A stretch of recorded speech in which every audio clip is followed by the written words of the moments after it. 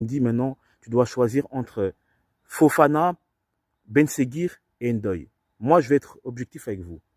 Malik Fofana, il a un talent que très peu de joueurs ont.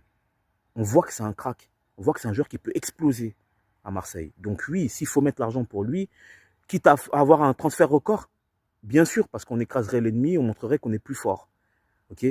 De ce niveau-là, oui. Maintenant, Ben Seguir, c'est un très bon joueur à chaque fois qu'il vient au Vélodrome. Ok? Lui et Akliouche, ils sont très forts, ils aiment bien nous mettre des Isani.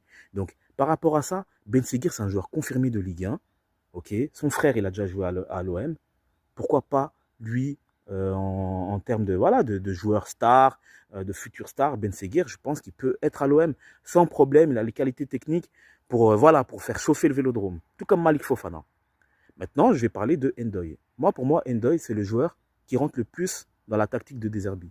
C'est-à-dire que si aujourd'hui on est amené à jouer en 3-4-3, pour moi, Ndoye, c'est le mec qui pourrait s'adapter en 3-4-3 parce qu'il a déjà joué ce poste-là avec la sélection nationale. Donc, Ndoye, c'est le joueur le plus complet. Il a travaillé physiquement en Italie. Voilà, le mec, il arrive à un âge où il sait que là, il n'a plus le droit à l'erreur et qu'il peut prouver dans un top club.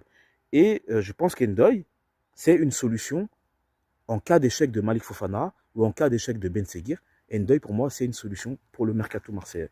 Donc voilà, pour De Zerbi. Parce qu'il connaît le système du 3-4-3, 3-5-2, tout ça, il connaît. Donc voilà, le 4-3-3, tout ça, il connaît. Donc moi, pour moi, Ndoye, c'est le joueur peut-être qu'il faut prendre par rapport à De Zerbi. Après, il faut voir combien ça coûte parce que ça coûte aussi entre 25 et 40. Okay, ça coûte cher. Okay, tous les joueurs que je vous cite, ça coûte cher. Donc il faut voir pour lui. Et voilà, pour moi, c'est trois qu'il faut cibler pour le poste d'ailier gauche. Si Pac Chao n'est pas remis de sa blessure voilà, ou si on ne sait pas si c'est du bluff, on ne sait pas si c'est le club qui bluffe, si le club ne veut pas le vendre à l'OM. On a vu qu'il y a Leeds qui sont dessus. Donc voilà, c'est un dossier qui est complexe.